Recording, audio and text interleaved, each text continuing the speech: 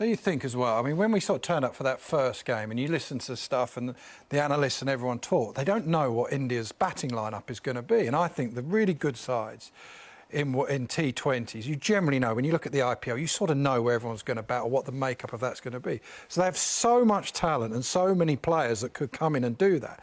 But actually now is the time to start firming up some of those positions so they know who's going to open. Is it going to be Ishan Kishan with Rohit Sharma? Then Kohli can bat 3, and that's right.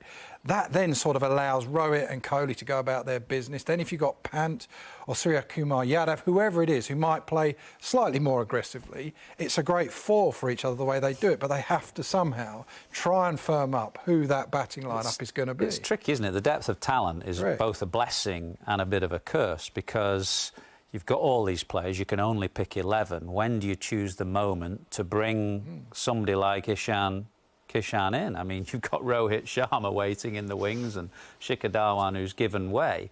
You kind of feel like, well, there's this young player, Ishan Kishan's got to play, but they've got some serious other players about as well. I know you used to get really annoyed at irrelevant dressing room meetings when stating the obvious was the case of the whole point that took 2 hours. But one thing that was always discussed was, in an ODI, in a one-day game, be there at the end. It's, oh yeah, well, I'll try and get out, leaving us 20 short or whatever.